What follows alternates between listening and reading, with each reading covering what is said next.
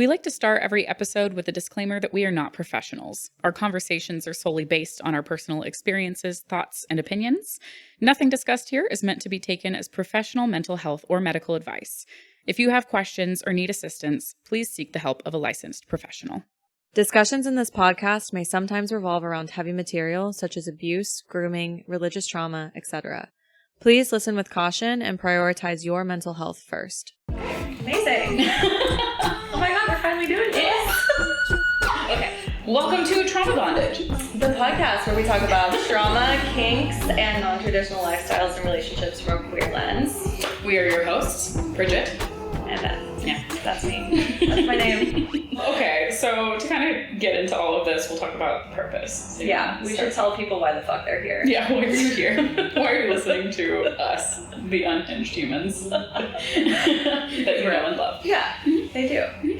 Okay, so I think the biggest thing we wanted to talk about is really like normalizing things that society has deemed taboo, but are actually probably pretty more mainstream than you think. Also creating a safe space for everyone, and for everyone, but especially LGBTQIA community, religious talking about, yes, us. Us. We are part of that community, but talking about things that maybe you don't feel safe discussing within like your current community or environment that you're in, your family, stuff like that. Just gives you a space to listen, know that you're not alone in a lot of things. Also, a ability for anyone who's exploring their sexuality, maybe breaking out of a heteronormative or even like vanilla beliefs with their sexuality, things that they're interested in, or if you're somebody who's been spoon-fed a lot of things when it comes to like coming to terms with forms of different trauma, whether that's religious or not, just wanting a safe space to talk about your kinks or, gush over your multiple partners that you don't get to do all the time. Yeah. So. Not very normalized. No. And then also, we have a little bit of a niche perspective, which is why we wanted to start this podcast, because I feel like there are a lot of really good lesbian podcasts out there, but they are all run by very masculine presenting women, and we are both very obviously not. Obviously not. If you can see us, if you can only hear us, we are not. Don't worry. We are both very dominant femme lesbians, so we wanted to kind of put that lens on all of this. We're just kind of the same person in different fonts. That's what we say. Different fonts. Same person. Same person. Twin flames. All of that. So we're also both very sex positive individuals. I think that's why we originally connected, was because we're both just very open. There's no kink shaming in this house. There's no kink shaming. We can talk about everything. I've never hesitated to tell you my wildest, dirtiest stories. Literally ever. So we bonded over that. We both have a high sex drive and are sub/switches. Yeah. Which we'll get into. We think we are. We'll find out. We think we are, but I don't know. I'm still questioning both of us. But here's the thing: we do bond over one thing: turning masked women into bottoms. Hey, so it's really fun. It is really fun. You should try Power dynamics. Yeah, and then of course, representation matters to us. When I was brainstorming this concept overall, I think I was brainstorming with another friend of mine, and super hyper aware of the fact that I had yet to find a podcast that covered content of this nature by people like us. So coming from a queer lens, especially from high femme, dom femme perspective, and thankfully I knew that you would be the perfect person to co-host with. I actually, for those of you listening, asked Beth over brunch, who then teared up. I literally cried the second. Let me just set the scene really quickly. Please. Can we divert a little bit to talk about this? Absolutely. So I walk into brunch and I'm expecting nothing of that day other than coffee and oatmeal. That's literally it, which is boring. And I sit by Brigitte and she leans over to me and she's like, "Hey, I have an idea." A proposition for you. A proposition. And she was like, "I literally am going to proposition you." And I was like, "I love being propositioned. Please do." And she was like, "Do you want to start a podcast with me?" And I was like, immediately, I didn't even know what it was about yet. I got full body chills, dramatic as fuck. I'm a Gemini. You're going to learn this. I'm dramatic. And I started tearing up. And I was like, oh my God, like, I don't know why. This just feels like fate. And then she told me what she wanted it to be about. And then I was like, absolutely yes. I was like, I will sell my soul to do this with you. This dude is everything for the pod. Everything for the pod. So from that moment on, it was a done deal. Yeah. Perfect. But we should talk about how we know each other. Go for it. Okay. Bridget and I both work in corporate America. Shocker, I know. It sucks. But it doesn't suck because we met each other in corporate America. That is how we got to each other. We both worked for a tech company at one point, and we met at an ERG group, which for those of you who are not familiar with that term, it literally is just a group that corporate America, or like a lot of companies in that world, like create for queer people. Employee resource groups. And I remember the first one I went to when I met you, you and Hannison were like standing in the corner. Yeah. And you looked really intimidating, but I knew I wanted to be friends with you. Story I know, time. it's just the direct face. I have it too, so I knew that you were nice. Yeah. And then I met you, and I was like, I like her. Yeah. So then we Just strong. we proceeded to talk at work, like every day that we were there. Yeah. And then In a gay but like not gay way. right, yeah, exactly. You know what I mean? Yeah. We were like, oh my God, another lesbian. Holy shit, get me out of here. Yeah. So yeah, me. so we technically met at work, but then we stopped working in the office because of COVID, and then we just continued our friendship outside of work, and here we are. And now we don't even work together anymore. No, we don't. But, like, we When do. was that? 2019? Yeah. So we've known each other for like 4 years now. Yeah, That's roughly. fucking crazy. Yay! Yeah. Time isn't real. Time is not real. Yeah. It's definitely not. I'm not a conspiracy theorist, but like time's not real. Time is what you make it. But yeah, so that's, we came together over our commonalities. Like for the longest time, we didn't know the depths No. of our common ground. Which is crazy. But you were planning a wedding. Yeah. And doing a lot of things. We'll get into this. I was also planning a wedding. She's married, I'm not. I'm married. We'll get there. We'll get there. You'll learn more. But yeah, so I guess over time, like, just comfortability. Yeah. Things that like we're told to each other, by other parties, stuff like that. And we were like, wait, you, me, Yeah. you, yeah, me, us, what? So. And then honestly, like, I feel like her wife Jen, is the one who literally like made us both realize that we were the same person. Yes. Because she kept saying it, and I was like, you're right. Like, we are. You're not wrong. Hence different fonts. You're not wrong. Yeah. Yeah. So that's why we're here. That's why we're unhinged and depraved and decided to make a podcast about it.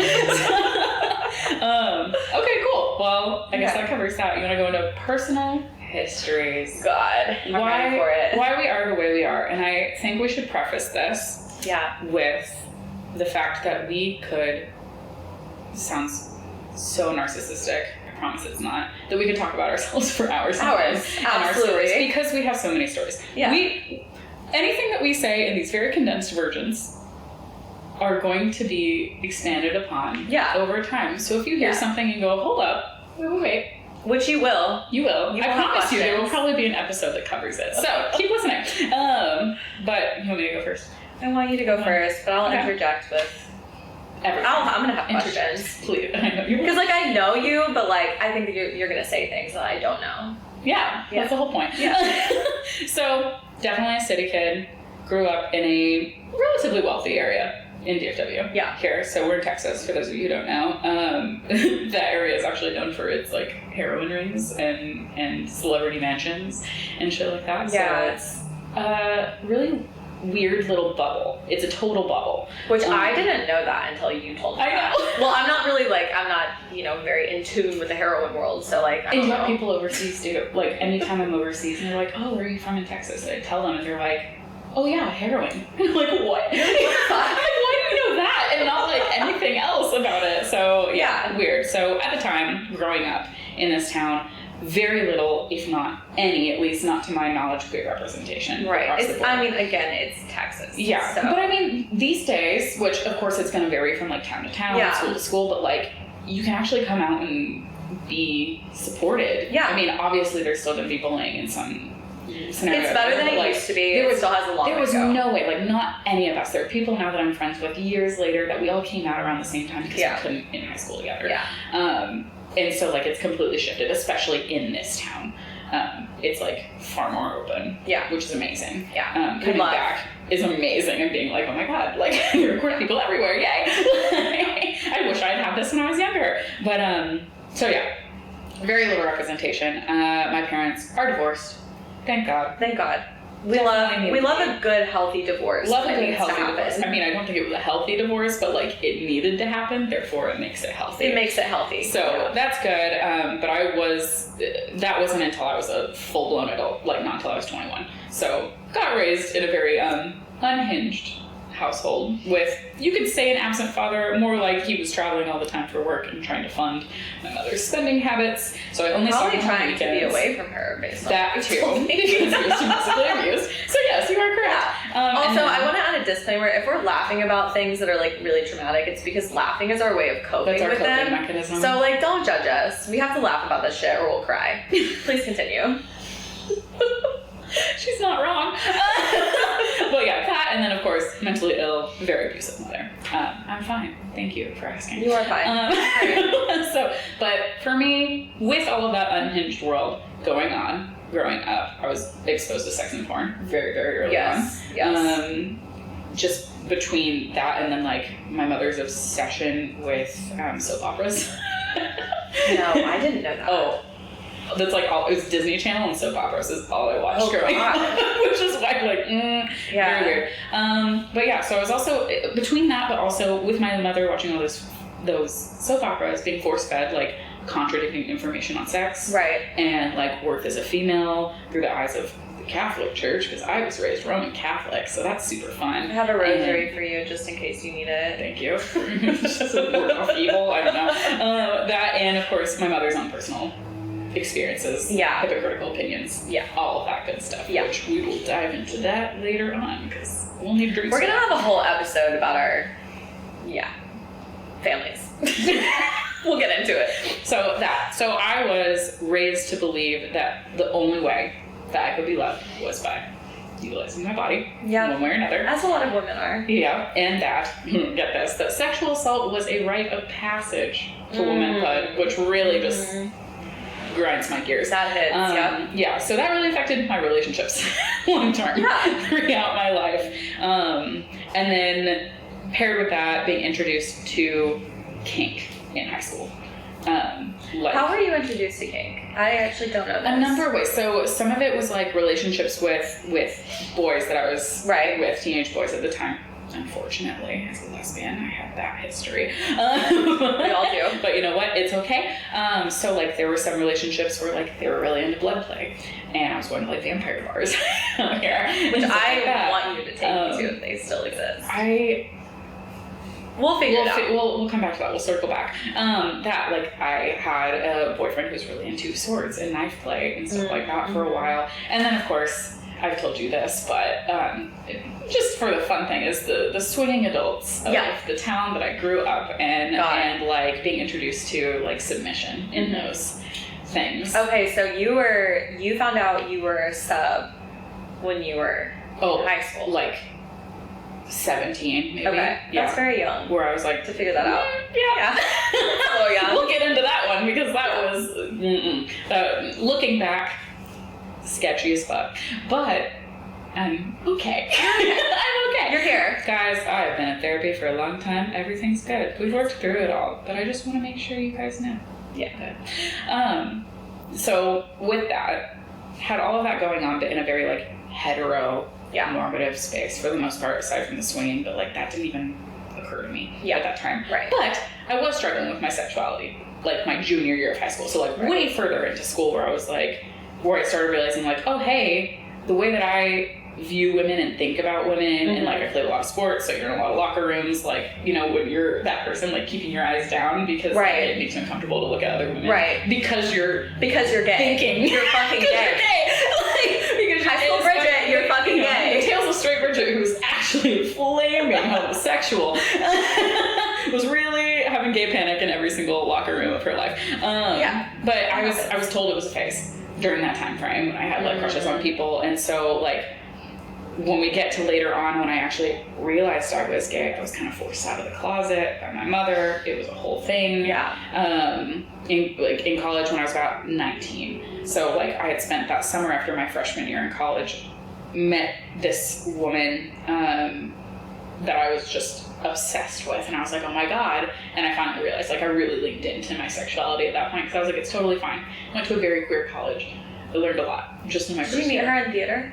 Yeah, through theater. Through an internship that summer, actually. Back home. Because she lived in another town that was like 40 minutes from where I grew up. Right.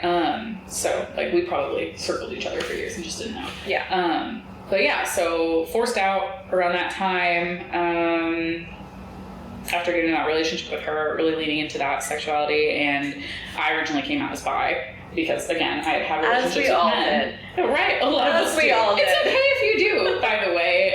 There's a lot of back and forth with people that are like, I don't know why you come out as bi. Like, sometimes you just don't know. A lot of the times you just don't know. Bi erasure, like a lot of people are like, you're not really bi, like you have to pick one. And I'm like, no. At that time, I think in my journey at that time, I had been with men, so like to me in my mind, it made sense. Like, oh, I've had sexual experiences with men, therefore you had no reason to think otherwise at that point. No, until I realized that the sexual experience that I had with men, I didn't actually enjoy. I was just doing it because I thought something was wrong with me. You were introduced to the concept of compet, basically. Yes, exactly. So kind of figured out, like, I can love the beauty of men and stuff like that. I just don't want to do them. I like women. That's more fun. So like my first relationship was my first like true homosexual lesbian experience with a woman, which is wonderful because like that first girlfriend was, I think, the best girlfriend I could have had coming out. So sweet, such a good human. We were each other's firsts in that sense. Like it was very supportive and very gentle, and like we went into it. Was she already out? Yes. Okay, so she had had some experience. A teenager. Yeah. Well, no. Not sexually. Okay. That's the thing. Like she'd been out for a long time, but like hadn't ever done anything. So that was kind of my thing there. Okay.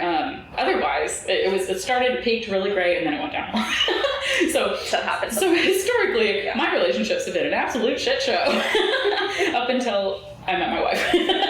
Who we love. She's a sweet baby angel to be protected at all costs. All costs. Yeah. But yeah, so I'm by no means a gold star lesbian, and I know that's like a controversial statement for people, which we can get into that. We'll get into it. Discuss it, but yeah, I'm not. It doesn't matter.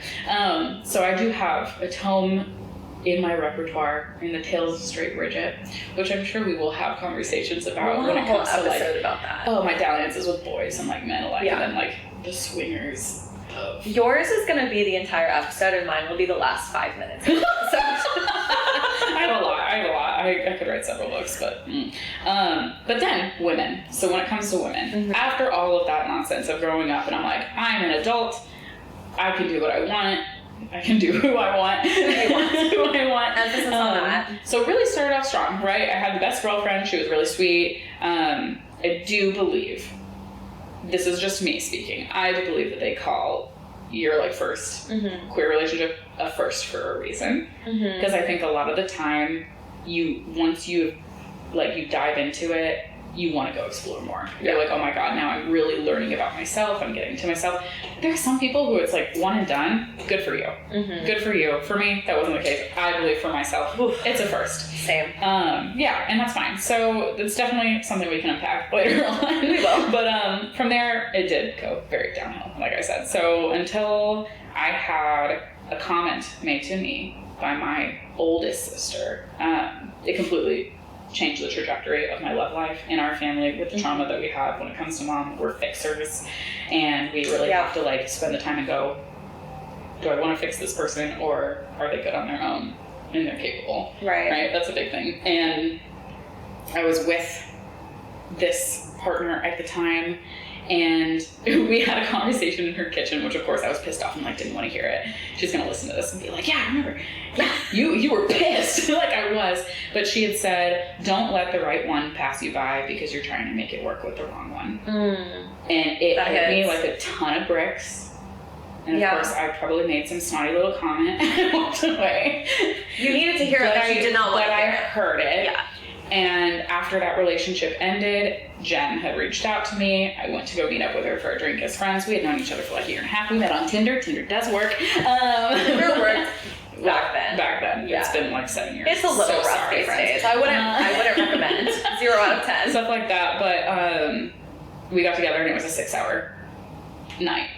Like, you had a lesbian first date. It wasn't supposed to be a date, and then it became a lesbian first date without the like going home together. Like, it was a very wholesome, good 6-hour so let's talk, we click. I don't know that I've ever had one of those, but that's so cute. Well, couldn't really go home because she lived all the way the fuck away. Okay. And I was with my ex at the time. So as you do, as a lesbian. Yeah. So yeah, but ended up with Jen. Loved that. Everything was great. Could not have had a better like person to lock down in my life and have like long-term goals with. So that leads me to being ethically non-monogamous. Yeah. So we opened our relationship about, I want to say roughly 3.5 years ago, give or take. Right. How did you? We'll get into this probably more, but just like high level, how did you figure that out for yourself? It is something that I have thought about for years. Okay. On and off. But like there was never anything mainstream that you could look at or like learn about. Obviously didn't have anybody that was at least open if they were, like didn't know the nuances of the world. People don't talk about it. It was something we kind of like I had dabbled and thought about, and of course like being introduced to like swinger world very young. I was like, okay, obviously there's something going on with that, but like I don't know. Right. It had been like brought up in conversation to me to someone I had talked to like prior. It's actually, I brought it up in mine and Jen's relationship early on. You did. At the time, it was like a no-go, like that's weird. It was so early on. I was like, that's fine. Like I don't really know enough. So it really didn't come to fruition until a couple years in. And I had met this other person. So I was on Tinder originally before it was like sketchy and like hookup culture. It was make friends, actual people who are interested in dating, like long-term relationships, stuff like that. And that's how I met a lot of people. Like Jen and I were friends for 1.5 years on Tinder. Like we didn't know each other. Right. We weren't trying to hook up with each other. We both were in relationships. I had just moved to a new town. I was trying to meet new people. That's how I met this other individual who much later on we ended up connecting, talking a little bit more. It was more organic, which is what I prefer. And that was your first girlfriend that you had outside of the relationship? Yes. Okay. First girlfriend outside of the relationship, where we talked about it, kind of had those conversations and opened it up to a V relationship, V lifestyle. So like my two partners were not together. It was not a throuple. I was the anchor. Yeah, the anchor. Yeah. The common denominator, if you will. Right. So we were together for just under 2 years. So we actually split a couple months before mine and Jen's wedding, which needed we'll to get happen. into that. Needed to happen. Yeah. It was hard. It was interesting. But yeah, so I learned. But because of that relationship, I learned about a lot about what I didn't want. Right. I found myself spreading myself super thin in that relationship. I was not taking the time for myself. If I wasn't with one of them, I was trying to be with the other and spending my time there and my energy there. I was really trying to manage a lot of emotions in it. And as it turned out, that partner wound up being somebody who claims to have been really into the non-monogamous world, had been in relationships like that before. I don't think that was the case. No, which is actually really common. I feel like people like they want to be open and if they're interested, they want to seem like they're like available. Exactly. Or they like overcommit. They're like, I can do this. I can absolutely do it because I want to be with you. And the thing is, you don't know until you're in it. Yeah. Whether it's something that you can do. So like, I get it. Like you just kind of have to go with it. Yeah. Lo and behold, that individual is a very monogamous person and needed to be in a monogamous relationship, and between emotions and anxiety and all kinds of stuff, it did not work. I opened the door for them to step away. But that relationship gave you insight into who you are as a person. Yeah. And, it was the type of life that you want to live. I was finally like, oh my God, like this makes so much more sense. Like I like having the openness. I'm at a point now where it's like we're in couples therapy. We're doing that, which anybody who is listening, if you are in any kind of relationship at all, I highly recommend couples therapy. Go to fucking therapy. Go just to therapy. in general. Even just checking in, even when things are going great. Mm-hmm. Highly recommend. Especially when things are going great, because I feel like you need to learn what's making them go great so that you can continue that. Yeah, and what works and what are we missing, stuff like that. I've seen TikToks of people that are like, oh yeah, our date nights have turned into talking about the to-do list. Stop doing that to promote romance. Absolutely. So, but we're in that, and so we're working on what does a happy medium look like for us. I am no longer we went through this first experience together as a couple. The ending wound up being really tough, honestly. Throughout it was really, really tough on Jen. It was really, really tough on me. I honestly had a complete emotional mental breakdown at the end, where I had looked at her one day and I said, look, I've been trying to see if I need to commit myself for 72-hour hold because I'm really struggling, because I had nobody to talk to. Yeah. And that was at the time where I didn't really know I could talk to you. And so that has become a separate thing. Right. But for our friends and stuff like that, being all monogamous people, not really understanding what it's like to be in my shoes. So the conversations would revolve around, hey, how's Jen doing? Or Jen, how are you with everything? Or oh, when you guys get married, are you gonna break up? Or just not understanding. Just not understanding. Never asking me how's your relationship with this person going? What do you like about her? The normal stuff you would ask in a monogamous relationship about somebody that's dating someone new that's exciting never happened. Yeah. And that's not a slight to my friends, because it's just a lack of education and understanding. Yeah, and that's okay. Yeah. And the thing is, a lot of them learned a lot just from us having that kind of relationship. Yeah, so kudos. I give them all the props and respect. But yeah, so we're just at this point where I know I don't want to do a full blown relationship with another individual like I did. I was spending 1 weekend there, 1 weekend at home, 1 weekend there. It was just a lot. It was also long distance for half of it. Right. So I was driving 3.5 hours for those weekends. It was just a lot. It doesn't work for you right now where you're at in your life. Yeah. Ideally for me, we'll figure this out, but I'm I just want to enjoy the company of other people, whether that's platonically or physically or whatever, or emotionally. I want to have something there, but I don't want the expectation, obligation expectation. I just want it to be fluid. And then I'm also very I don't want to be on dating apps. Yeah. I don't want to do it just because there's good for you, girl. Do it. You want to organically meet people. I want to organically meet people. If it happens, great. Yeah. I don't have to do a lot of legwork. We meet, there's a vibe, we run with it and figure it out from there. For sure. So that's kind of my gig. And that's where you're at now. Yeah. Leading to this present moment. Yeah.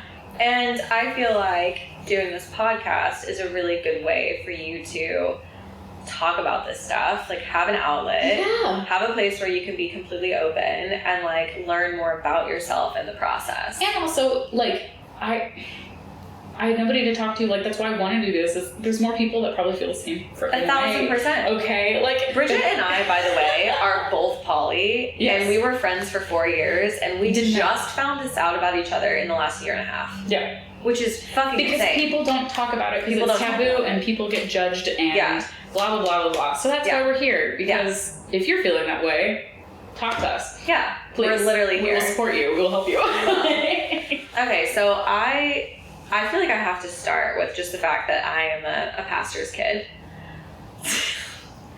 I check all of the stereotype boxes. I really do, because I'm a pastor's daughter, Southern Baptist pastor, which if you don't know what that is, it's the most religious, the most Jesus worshiping, the most rule driven religious sect that you can fall under. Baptists and Catholics, here we go. God, we really fucking had no chance from day one. So grew up in a very religious environment. Parents were extremely strict. I have 7 younger siblings, by the way, so I am very much Oh, that's right, you're the oldest. Yeah, I'm the baby. The oldest.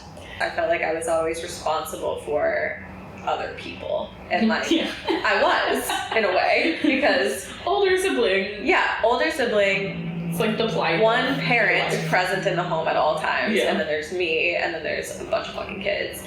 So... my personality, I'm very take charge. I'm very type A. I'm very OCD, and I think that all of those things stem from what are you about to say? Control issues. Well, yeah, literally. Which is why. Baby, it's fine. Which is why I'll get into this. I feel like I am such a switch, sexually, because it gives me the opportunity to be in control and also not be in control. Yes. And I fucking love that. Ding, ding, ding, I love being ding, able to choose. Wow, we're discovering things. So anyways, grew up in like a very religious environment. My like first really memory of sexuality is like when I was like 2. And I had like experiences like with other kids. Super early. Super fucking early. Which, okay, may I interject real quick? Human sexuality starts at infancy. Yes. For anybody who has never gotten to take an actual psychology, human sexuality course, that is like the number one it's thing normal. to learn. Yeah. It starts at infancy. Like, there are infants that are diddling their doodahs early on. Yeah. Like, it's perfectly normal. It is fine. It is. There's no sweater. Just be happy. It's normal. But what kind of fucked me up was that growing up in religion, I was also raised in purity culture. Oh. And did you sign the thing? Okay, yeah, I'll get into this. Don't worry, I'll get there. Purity culture to the max. So my entire life, I remember just having shame around sexuality in general. Yeah. Any kind of sexuality, like anything that related to it, I remember. And I've always been an extremely sexually driven person, so like that was even more like shameful for me because like I felt like just my existence was like shameful. Yeah. And not even knowing I was gay yet. This was just like me being myself. You're like, we'll throw in an extra wrench there later on for God you. made me extra spicy and then was like, but you can't. That's how I felt. I was like, why do you hate me? So that's how I grew up. And I mean, one of my like core memories, you know how you have those core memories like as a child that like are either like amazing or just like extremely traumatic. Yes. One of my traumatic ones is going to a father-daughter purity ball with my dad when I was 11 years old. I had never had the sex talk, by the way, which I don't know if you ever got this from your parents, but no, I did not once. No, did not have that, but was taken to a purity ball when I was 11, and the only people in attendance were young girls around my age and older men, their dads. And the entire purpose of this was for their dads to give their daughters a purity ring and have them sign a sexual purity contract. Were you wearing a little white dress? I was wearing a black dress with pink, and it was velvet. And I remember I shopped for that fucking dress like I was going to prom because it was such a big deal, which I never went to prom, by the way. We'll get into that too. Okay. But I remember going, and I was like, we had to go up on stage and sign it in front of everybody. Yeah. It was like the dad walked the daughter down the aisle like she was getting married, and we had to sign that in front of everybody. And I remember a sense of like feeling wildly uncomfortable in that moment, but I didn't know why. Yeah. Because I was told that this is... know anything. I didn't know anything. Yeah. Yeah. So that's a little bit of a tangent, but like an example of like my view on sexuality came from experiences like that. Yeah. Or going to Love Waits, True Love Waits. I think it's True Love Waits. Did you ever go to that? Mm-mm. Okay, so it's like a thing in the Christian church where you go and they basically sit all the teenagers down for like an hour talking about how you should not have sex before marriage. And the analogy that they used was sticking a piece of gum on a paper plate and then putting another paper plate on it, pulling them apart, and it ripping the plate and being like, this is going to be you if you have sex with more than one person. Oh, see, interesting. That in the Catholic Church, it's just like after school church group or whatever. And right. The analogy was given to us, which I'm sure it's different for everyone, is like the sweater. And if like you like tie this string on the sweater to somebody else, it like unravels the sweater. Oh my if God. You give it to them. And if you like keep tying they have strings, so many of these fucking traumatic gone. analogies. Yes. So the sweater. So the sweater. So my experience with sexuality was very like obviously just abnormal. And I remember when I was just relating to like the way I grew up. I mean, I was also homeschooled. I don't think I mentioned that. No. I was homeschooled until I was 16. And the socialization that I got, like the reason that I'm not like a weird homeschooler, I never was, is because I went to church every fucking day of my life. Oh, okay. So I was always in church. They also have like homeschool like social groups, which we were a part of. Okay, yeah, cool. so I was a part of those too. Mm-hmm. But I never had like formal sex education in school either. You had like church. I had Christian. In the state of Texas, there is no formal sex education. Right. In my school, our health class, let me just say, was here are a bunch of pictures of genitalia with STDs, abstinence. And that was it.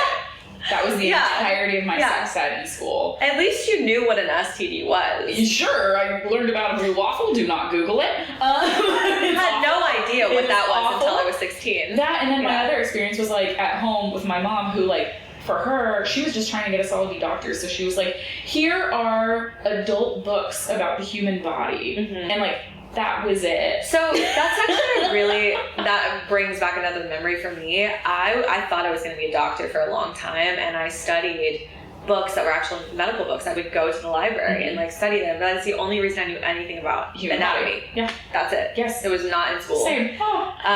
So yeah, I grew up very sheltered, very protected from the outside world, but I always on the inside felt like I did not belong in that environment. I never felt comfortable. I never felt like this is who I am. I always just felt like, I almost felt like a fucking like demon growing up like in heaven, if that makes sense. Very like, it's almost like an outer body experience. Yes. Right? Like you're just kind of feel like you're floating along. You never really fit in anywhere. Yeah. It wasn't until like recent years for me where I actually was like, I'm finding people that I relate to and have things in common with, and I don't feel like a freaking alien in my own society. I literally felt like an alien my entire life. I also don't think I mentioned this. I grew up in Oklahoma, and I grew up in very, very, very tiny towns in Oklahoma. Like when I tell you tiny, I mean like there's a Walmart and 2 gas stations, and that's fucking it. And like maybe a stoplight. Olive Garden is where you go if you're feeling like really fancy one night. Yeah, like if you're feeling like you want to do that shit right, like you're going to Olive Garden. Went to college in Oklahoma. Yes. And I dated somebody who was in one of those tiny towns in Oklahoma and had one stoplight that they turned off on the weekends. Yeah,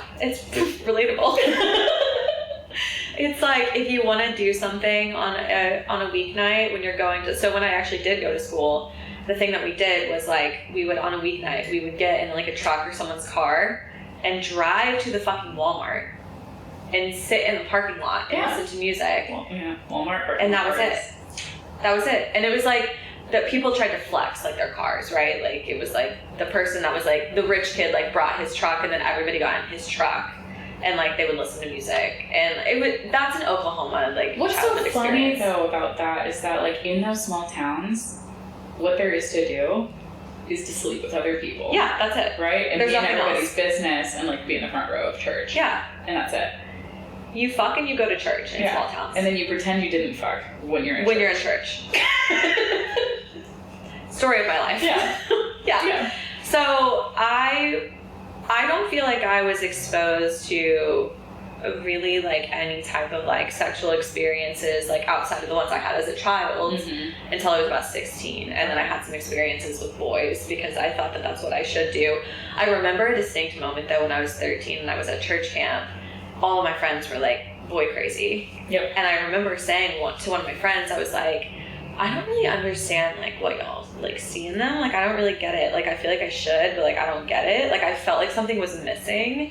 And I was like, maybe I'm just too young and like it'll come. No, you're just gay. And then I didn't know that was an option. I know. Well, see, it's interesting because like church camp for us, at least at my church, was where kids went to like lose their virginity, which was like 1,000%. so funny to me. Same. Like, wow, okay, talk about people were fucking in the woods every year at church camp. all the time. Every all year. All the chaperones were taking sleeping pills and were out the whole time. Also, the chaperones were fucking each other. Yes, they didn't give a fuck what was because going the chaperones were like 18. When I look back, like, I'm like, they were children. Yes, they were. They were children. They were all just like libidos up to here, just like the rest of us. Yeah. And like that's like I made out with a girl at fucking church camp. Like oh god, that I was the start of like me going, sexuality, what's that? Yeah.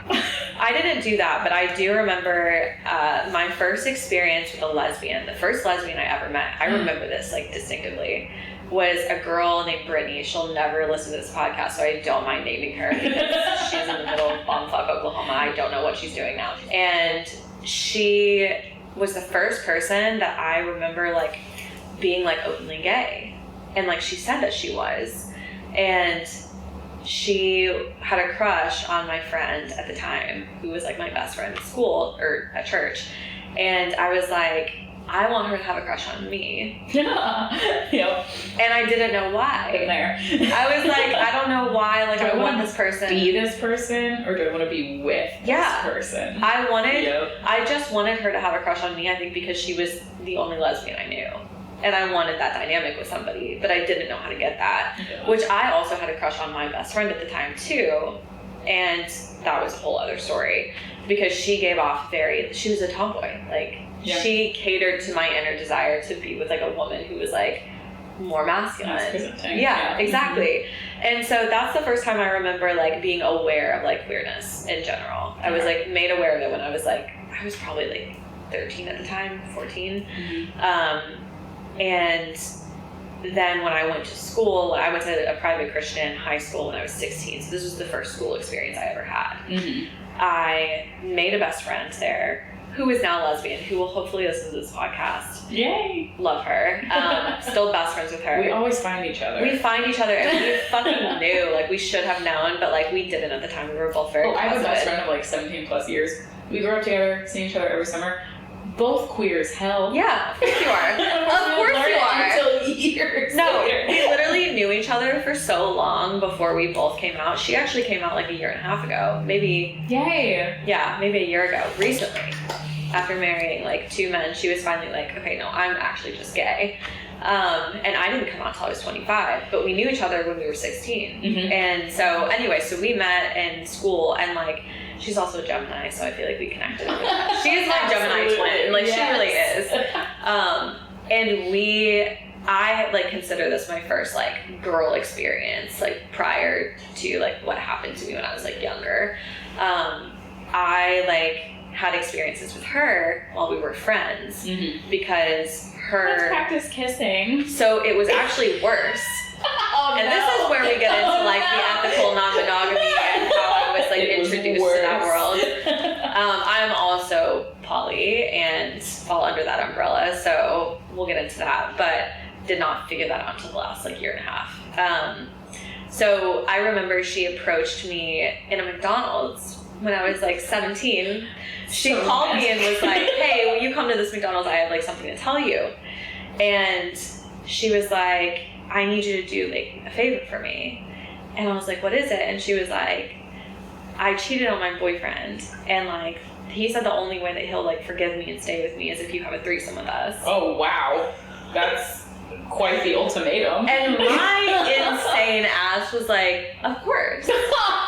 It's like, of course I would do that for you. You're my best friend. It's normal. And like, also it's like, I knew that I already wanted to fuck her, so I was like, okay, well this is like a really good This is very opening for me. Exactly. But I'm like, who in their right mind gets propositioned at McDonald's in that scenario? And I was like, yeah. Sure. It's like, I'm ride or die. Yes, I will do that for you. Oh my god. So I had a threesome with them in broad daylight at like 2 p.m. The boyfriend that we like did it with like left football practice. We had a threesome. He went back to football practice. Wow, good for him. It was like, it was so funny, but I was like, I did not sleep with him, which I am a gold star lesbian. Controversial, I know. We'll get to it. But I did not ever sleep with any of the men that I had threesomes with. So we'll put that out there.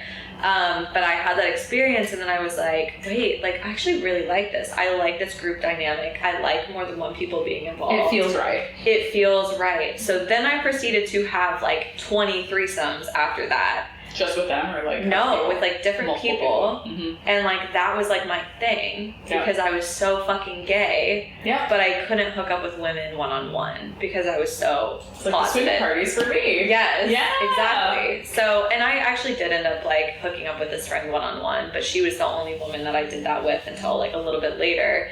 But this is all when I was like from the ages of like 16 or 17 to probably like 23 or 24. And then I met somebody, and I was still closeted at this point. I met somebody that like became my first girlfriend, who I ended up being engaged to, and I came out with that person. Oh. And yes. Oh. Did you not know that? I don't think I knew that. Yeah, I came out with her. Oh shit. Like 8 months into us dating, I ended up coming out because we had moved in together, and like my family didn't know. My coming out story, I will probably tell it on a different episode. We'll probably have a full episode. We'll have a full episode about that. Stories, because mine's an extended thing too, and I know yours was probably not as fun either. It was traumatic as fuck. Laughing at an inappropriate moment again. But yeah, it was traumatic as fuck. I mean, it was not good. It was not accepted. It was not something that was pleasant for a very long time. But through coming out, it actually helped me undo all of the religious brainwashing that I had undergone for 25 years. Yes. So when I came out, my entire world changed. Yeah. And then I had to stop thinking the way that I did before. I was still religious when I came out. I don't know if you knew that either, but I was still trying to be a Christian. Yeah. And we're not saying that being a Christian in any way is bad. They are That's not mutually. They're not mutually exclusive. No, not at all. They're not. Like, you can be religious and be gay. You absolutely can be religious and be. I just am not monogamous. Yeah. I do not particularly consider myself at least not like a Christian or religious in that sense. I have my set of beliefs, but like, I'm spiritual. They go down to be a decent person. Yes. And then deal with it with whoever you believe in at the end of your life. I don't believe in heaven and hell and God in the way that the Bible. Be a good human. Treat people with respect and dignity, and just do you, boo. Yeah, I agree. So I am no longer religious, but I was for a very long time. Yeah. And I came out as bi first, as you did, as we all do. And then I thought maybe I was pansexual, and then I settled on the label lesbian, and we've talked about this a little bit just because, like, it feels like the most comfortable for where I'm at in my life right now. Yeah, no, we were talking about that earlier, is that, like, we both, like, labels are labels, okay? Like, they're always going to change, and they're always going to be fluid, they're going to shift, new ones pop up every freaking day to cover another realm of things. Like you, I think what you say is like, we say, oh, I'm a lesbian, but like, I love women and I love non-binary folk. Which technically, if we really want to really get into it, probably throws me into the pansexual. Yeah.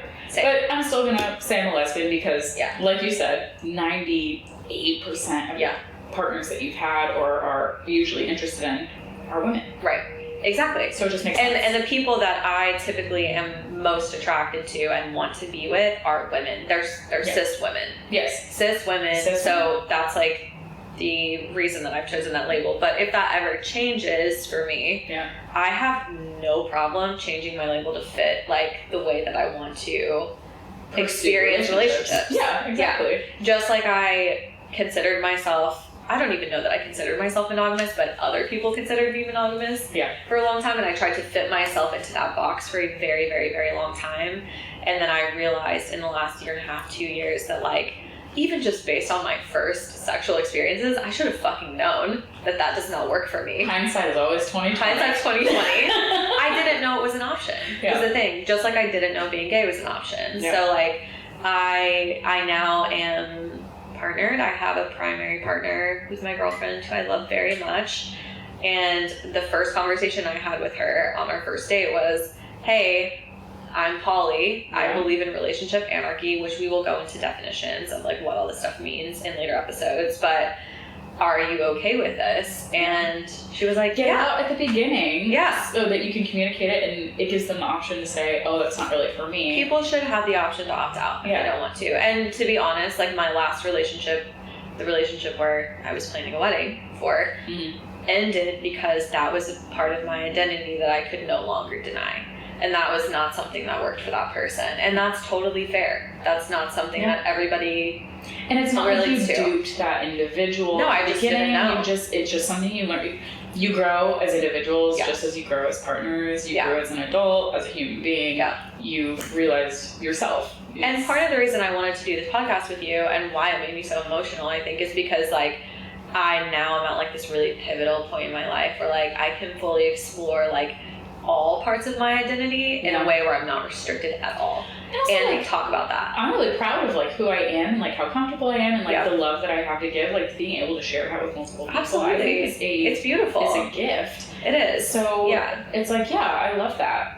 And I love being able to have a space to talk about it. We obviously like we want to do this because I think there are more people out there that are similar to us and have similar feelings, even if they don't recognize it yet. And I feel like if I had heard a podcast like this 5 years ago, whenever, it would have changed everything. Yes. Which I don't regret anything that I went through to get here. But if somebody can be made aware of like the options they have available to them as far as like how they can live their life breaking down those like societal like constructs earlier, I think that's good. If everybody's on their own path, their own life journey, their own learning whatever about themselves, but the thing is, if you have resources available to you, the likelihood is it makes it a little bit easier of a path. You go, oh, like for me it's like, oh, they're like nowadays I sound like an old woman, but in the modern era, we've got so many more like mainstream things. Like I feel like there's more podcasts that I can listen to, more research, more books about non-monogamous relationships. There's workbooks for couples and stuff like that to work through. There are therapists that specialize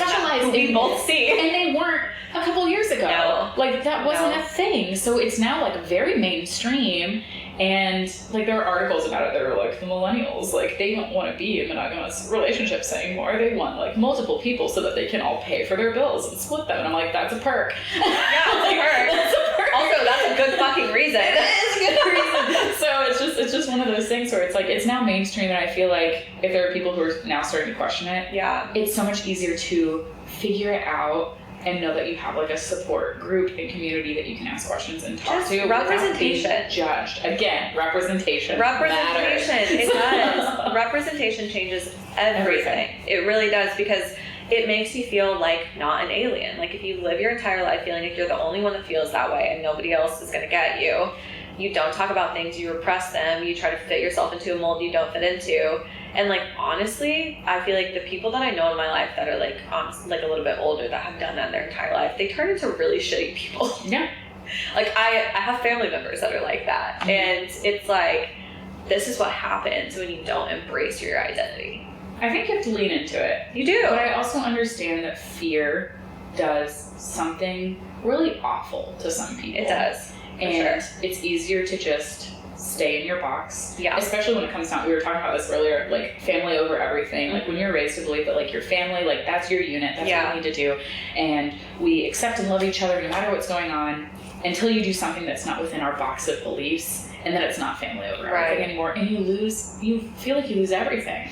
Right? What you don't realize, because you're not going to feel that in the moment, is that it will get better. You will build a new family. You will build a new community. Sometimes your family grows and learns on their own and comes back to you. Like I had it when I came out, my dad was not happy about it, but then like months later he was like, you know what, I just want you to be happy. Like as long as you're taken care of and happy and loved, I don't care. We have a great relationship because of that one conversation. I had so many experiences like that too when I came out, even with like friends of mine. And like I've had people, you probably have too, come and apologize to me now, like 5 years later, and be like, hey, like, I'm really sorry for the way I handled that information. I didn't realize. Like, I've learned a lot since then. And, like, we hold space for that. Like, I will never be upset at somebody for going on their own journey. It's the people that, like, just choose not to and, like, are extremely judgmental of others that, like, I don't have space for. So if you're somebody who is listening to this and like you're not part of the queer community, you're not non-monogamous, but somebody recently close to you came out, or you're just trying to understand it because you're trying to grow, good for you. You're already in the right place, you're already doing the right things. If you realize that you are one of those people who's had a visceral reaction, think about apologizing to that person if you're wanting to keep them in your life, because honestly that will make all the difference in the world to that individual. Most of the time, like 9 times out of 10, having that person that like it's a loss when you have somebody that you love have a visceral negative reaction to you. And it really is a ding to like your own ego, your own pride, your own just like self-worth and confidence. It hurts. So if that person comes back and says, hey, I'm so sorry, like I'm willing to learn, I'm trying to learn, I want to support you, I want to accept you, please help me with this. They're going to forgive you. They're going to forgive you. They will. That's the thing. Like that, honestly, if you can just suck up your own pride and just say, I'm sorry. It will mend just about all of it, just as long as you're willing to continue to do the work. I think with all of these things, like whether it be kink, BDSM, and all these taboo topics that like we are wanting to talk about, all of them, like, it's normal to be socialized in the society that we are in right now. And when you first hear about any of them, have a reaction. Because you're told your entire life that you should feel X, Y, Z way about these things. But it's how you process it after that and like almost like look internal and question yourself and say like, why do I think this way about this? and like then how you deal with the people in your life who are like either part of that lifestyle or that's their identity after, that's what really matters. So I think like that's what we want to do with this podcast, is like just bring awareness, whether like you have interest in kinks, whether you're queer, both, ethical non-monogamy, like if that's your thing, or if you are just as vanilla as they come, our vanilla allies, you are welcome here. You're welcome. You're welcome here. We're here to spice up your life once a week. Which, speaking of spice, should we? We should absolutely. Okay, so we wanted to include a section every single week for you guys called our spicy and traumatic story of the week. So we're gonna wrap it up. We're gonna wrap up our episodes with this, and we will probably eventually ask you for your spicy. We're asking you now. Yeah, send it now. Actually, send it now. Tell us your spicy trauma of the week, and by spicy trauma, we don't mean like heavy stuff. Like something that's like funny, maybe a little kinky, that happened to you that's just absolutely silly. Lighthearted. We'll give you examples today. Like we'll tell our own stories. We'll probably intermittently tell our own stories because you and I, like, let's be real, all the time. We're gonna have. But we love yours because we would love to share your shit. And we will keep them anonymous if you would like us to. But I will let you go first.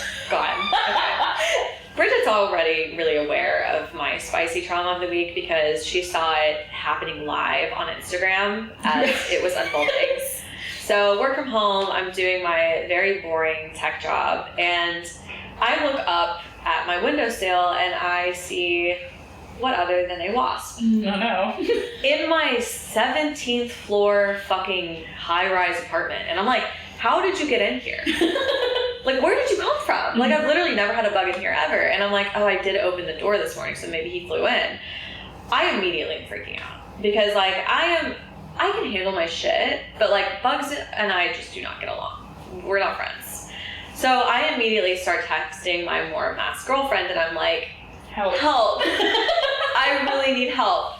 So I start videoing it, and I'm putting it on Instagram. I'm asking all of the masked lesbians I know in the area, will you please all masked. I said, calling all masked, will you please come save me? I really need you. I need you to save me from this wasp. And my girlfriend was at work, and someone else told me they would, like, drive by, like, after work, but that was, like, 5 hours from now. So I was like, Bethany, you need to fucking suck it up, and you need to kill this thing yourself. So I was like, what weapons do I have? I don't have a fly swatter. The only weapons I have are very kinky. And so I go to my drawer of tricks and I pull out a paddle because I'm like, it's the closest thing like a fly swatter. And I approach the wasp with the paddle. And the wasp says, spank me, daddy. The wasp is immediately turned on. And because he's so turned on and he's so intimidated by my dominant energy, he flies away. Oh. And I don't get to spank him. I do swat at him, but, like, let's be real, I'm not used to using the paddle. So I don't think I was as skilled with it as I thought I was going to be. So I completely missed. He flies away. I end up spraying him to death with Windex. Okay. So I didn't actually kill him in the way I wanted to, but I was like, leave it to me to use a sex toy to try to kill a fucking wasp in my apartment. And then you leave it in the windowsill. I did. Because I did not want to pick it up. And I said, my girlfriend will handle it. But, like, did you have women in your DMs being like, oh, come I did. Yeah, I did. And then my girlfriend was like, no. Tell them no. I will get it. It's my job. See, that was not the case. I am the bug-killing lesbian in my relationship, despite my wife being a very masculine, presenting woman. Which is why we're breaking stereotypes over here. Oh, we are. Yeah. The first time when I learned about this, Jen was squealing like a little girl, like high pitch. I've never heard that sound come out of her in my life, like at that point. I can see that. Up until later. But like that was very early on. And she's like in the bathtub, like in the corner, like balled up as small as she can, squealing like, there's a spider, get it! It was this fucking big. And you probably go over there and pick it up with your hand. And just put it outside. Yeah. I'm a bug outside unless it's like, unless it does not add to the circle of life. I can't even kill them because I can't handle the crunch. See, when they crunch, I just don't care. I'm dead. I just don't care. Enough about me. No, you're involved in mine. So it's not even mine. It's my wife's. Sweet human Jen. Sweet human. Which, by the way, Jen, if you're listening, close your ears. Because we don't want you to be embarrassed. Yeah, she's gonna turn bright red. She's a sweet, sweet human. Gets embarrassed by everything little. But she already told me she doesn't mind if I share it. But like, she knew I was going to. She knew. She didn't really have a choice. No. I was just like, she was like, when she told me originally, she was like, don't tell Bethany. I said, of course I'm gonna tell Bethany. Yeah, and then I texted her immediately when you told me. I was like, hey, I heard. I know. And when you did that, she was like, Bethany texted me. I'm so embarrassed. And I was like, honey, she shouldn't be. So we have our day, we wake up, and she was like, yeah, I had this really interesting dream last night. And she prefaced it with like, you can't tell Bethany. And I was like, I can't promise that. But like, you should tell me what it is. And I was like, what the fuck does that mean? If I can't tell Bethany what this weird fucking dream is. You do. So she's like, yeah, so Beth and her partner right now are like, hey, you should come out to this sex club with us. Like that. Which is something I would do. Par, totally tracks. I would do that, yeah. Tracks. So, Jennifer, mind you, is one of those people that, like, would probably be a little, like, about going. Yeah. I don't know that we could convince Jen to go to the sex club. I think she could if she felt comfortable and, like, protected enough. Yeah. She would be a little squee about it, right? Yeah. But, like, she's dreaming about this. So I'm like, how are you dreaming about this? Yeah. Like, okay. But she's like, yeah, so they invite us to this sex club, and they're like, oh, hey, like, here's the address, meet us there. We show up. I love this. It is here. It is this apartment. This is the sex club. The apartment is the sex club, and you have invited no one else.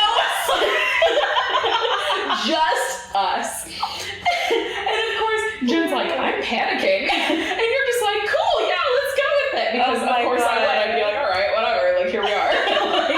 We're not going to turn around and go home. We can't leave, that's rude. No, yeah, exactly. Don't offend them. We have to stay. So we're here, and she was like, yeah, and in the dream, Beth and her girlfriend start making out.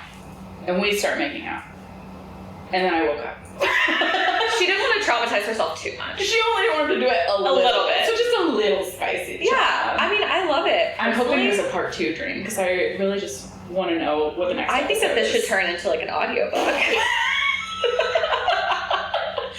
Ways that Beth tricks people into coming to her apartment to have orgies. Telling them that they were going to a sex club. But it actually is just her house. It's literally just a foursome. Yes. Your private room is just down the hallway. It's actually my bedroom. Or the like, I was going to say, I have a couch for you. Yeah. Those are really good examples. We want something a little silly, a little funny. If you have something actually traumatic that you want to ask questions about, we will be taking questions and answering them on the podcast at some point. Yeah. Near future. And we will be a little bit more serious for those questions. They can be a little. We will take your real trauma seriously. We will discuss it. We will share. We will laugh about our trauma. Yes. And we will take yours very seriously. Yeah. There's no judgment here. Like we said, no kink shaming, no trauma shaming. Like, we want to talk to you. We want to be able to make sure you feel like it's a safe space and you're absolutely. And we will give you advice. Solicited or unsolicited. Yeah. Thank you for, joining us today. Next week's episode is actually going to be very fun because we will be exposing our kinks. We've dabbled in them this week a little bit. Yeah. We will be diving deeper. We're going to see just how accurate the BDSM test really is. So fucking excited. So we love the fuck out of you guys. Yes. Go forth. Yes, go forth. Have a spicy trauma-filled day. Be good. Or don't. I won't. If you liked today's episode, follow us on social media at Trauma Bondage Pod. Follow Beth at Dancing Gemini and at Bethany Nicole, and Brigitte at Your Fave Femme. If voyeurism is your kink, subscribe to our YouTube channel, Trauma Bondage Podcast, and subscribe to us on Patreon at patreon.com/traumabondagepod. We have several tiers with bonus content, access to our private Discord server, merch, and other titillating perks. If you know, you know. Production by Wolfstar. Special thanks to Details by Annalise for set design, D. Dumpy for music, and Noelle's art for artwork.